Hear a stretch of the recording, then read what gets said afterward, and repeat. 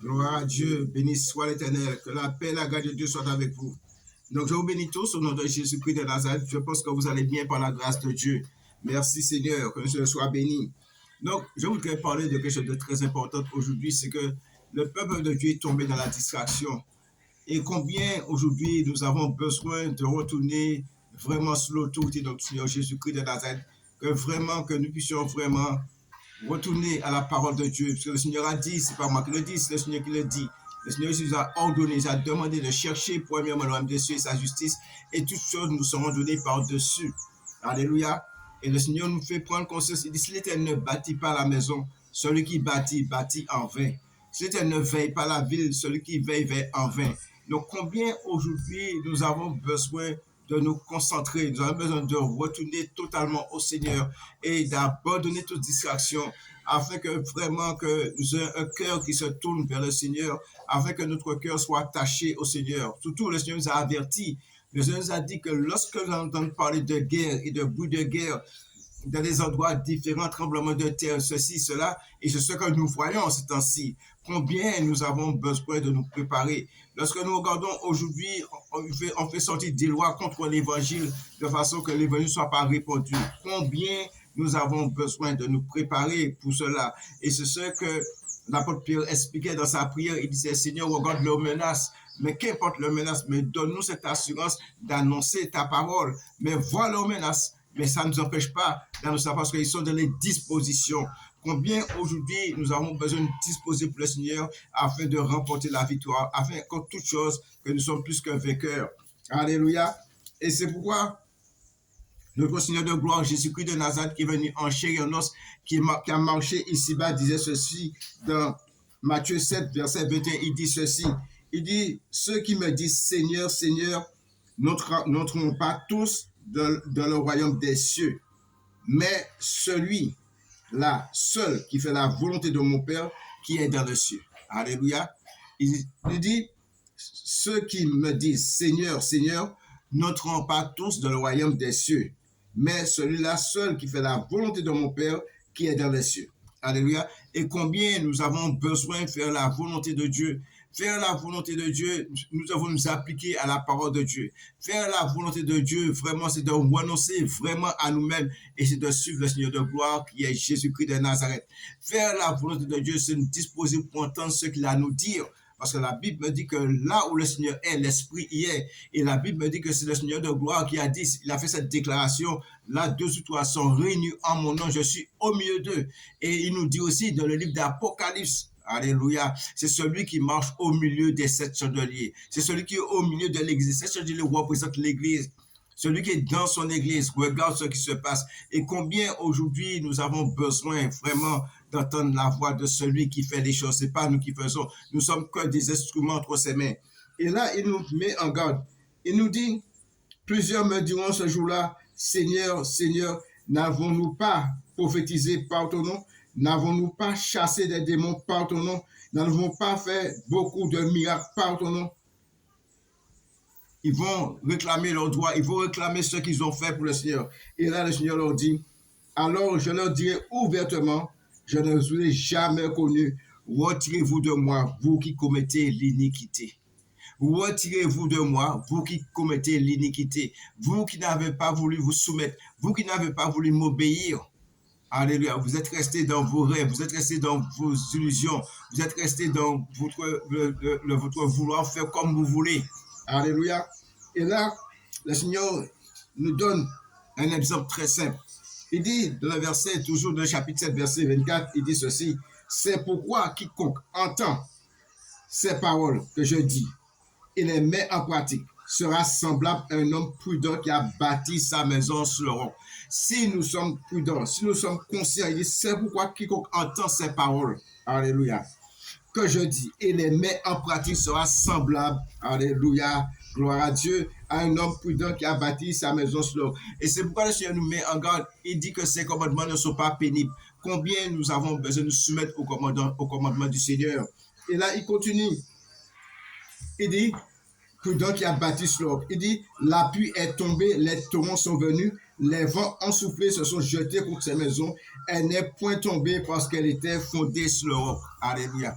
Lorsque le Seigneur nous dit, Alléluia, Alléluia, la pluie est tombée, les tourments sont venus, les vents ont soufflé. Il nous parle de la situation, des choses qui se font de ce monde, les gens qui vont nous agresser, les choses qui vont nous arriver et nous pourrons tenir parce que nous avons bâti cela.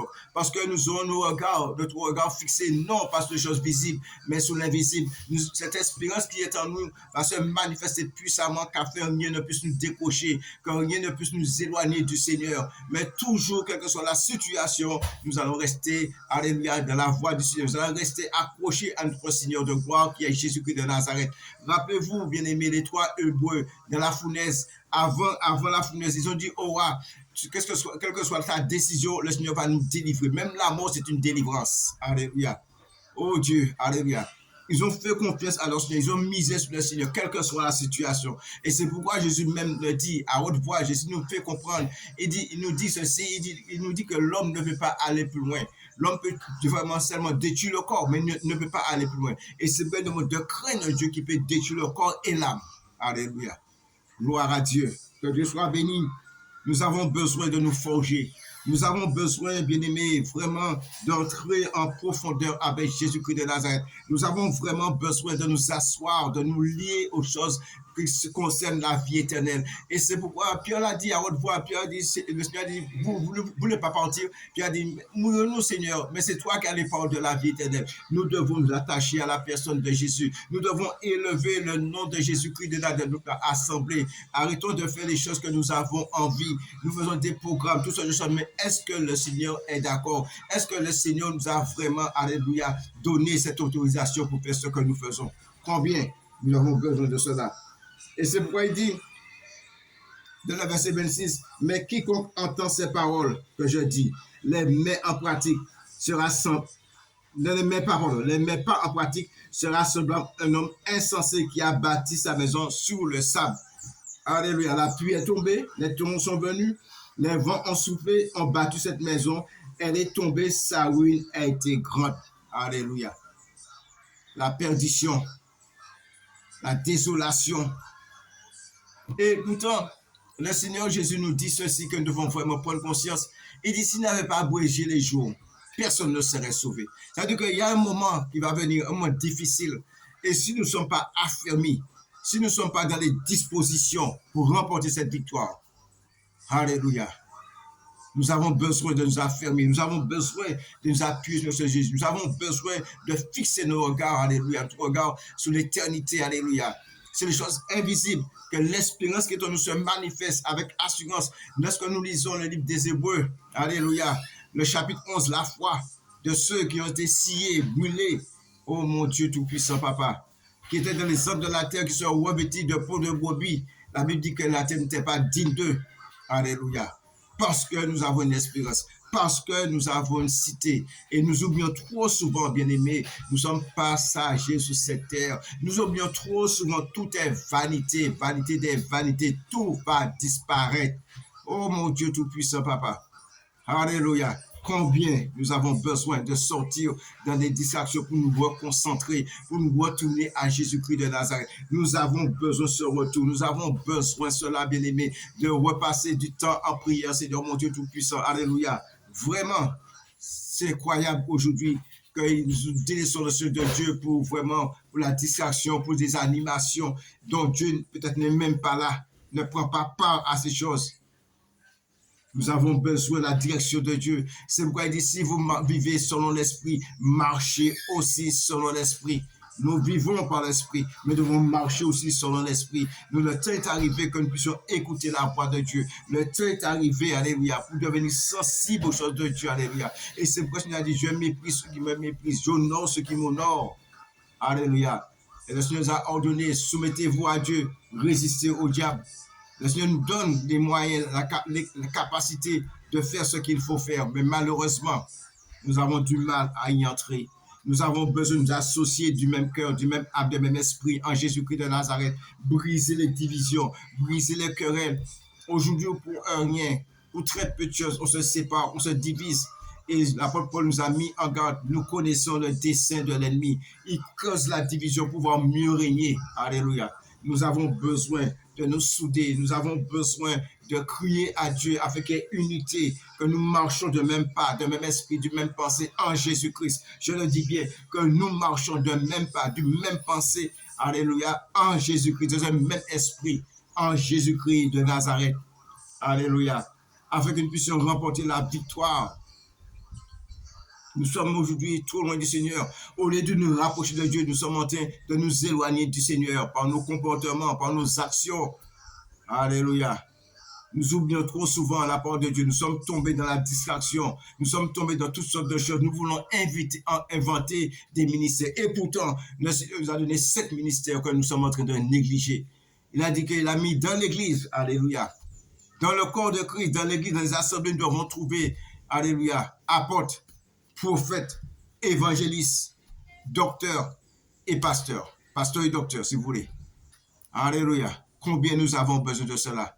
Combien nous avons besoin, et pour une raison bien précise, pour la raison, donc le Seigneur dit que nous soyons affermis afin que nous ne puissions pas aller à toute bande de doctrine, afin que nous soyons affermis, alléluia, afin que le corps de Christ se forme en nous, alléluia, que nous soyons vraiment disposés. Et le Seigneur nous dit que nous bâtissons, c'est vrai, la Bible nous dit que personne ne peut poser un autre fondement savoir Jésus-Christ de Nazareth, mais aussi nous sommes bâtis sur le fondement des apôtres, nous sommes édifiés sur le fondement des apôtres.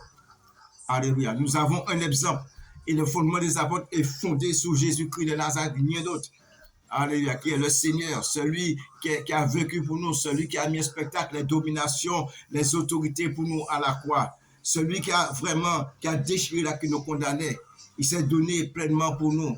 Celui-même qui nous demande d'avoir en nous la pensée qui était en lui. La Bible dit, ayez en vous la pensée qui était en Jésus-Christ, qui n'a point regardé son égalité avec Dieu comme une proie arrachée. Il s'est dépouillé lui-même en prenant la forme de serviteur. Il a paru comme un vrai homme. Alléluia. Il s'est humilié lui-même. Amen. Il a paru comme un vrai homme. Alléluia. Et la Bible nous dit qu'il s'est humilié même à la mort. Il s'est humilié lui-même jusqu'à la mort. Alléluia. Afin qu'au nom de Jésus, tout genou fléchisse dans le ciel, sur la terre et sur la terre, que toute langue confesse que Jésus-Christ est Seigneur.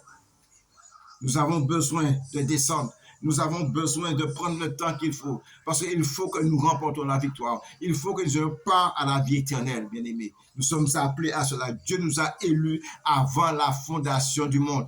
Il nous a créés en Christ afin que nous soyons irréprochables. Alléluia. Gloire. Afin que nous soyons saints et irréprochables. Gloire à Dieu. Nous avons quelqu'un qui est là, qui nous attend. Nous avons quelqu'un qui nous aime. Nous avons quelqu'un qui nous a choisis. Alléluia. De façon que nous puissions entrer dans le plan parfait de Dieu. Celui qui déclare Jésus-Christ de Nazareth. Il y a un seul berger, mais un seul troupeau. Il va falloir que nous puissions briser cet esprit de division. Un seul berger, mais aussi un seul troupeau. Celui qui nous a aimés. Alléluia. Celui qui nous a choisis. Gloire à son Seigneur. Et la Bible nous dit ceci, que nous devons vraiment bâtir sur le roc. Bâtir vraiment sur le roc qui est inébranlable. Celui qui est fidèle, celui qui nous aime, celui qui nous a fait la promesse, je serai avec vous jusqu'à la fin du monde. Combien aujourd'hui nous avons besoin de cette détermination, nous avons besoin de cette prise de conscience. Cherchez premièrement le royaume de Dieu et toutes choses vous seront données par-dessus.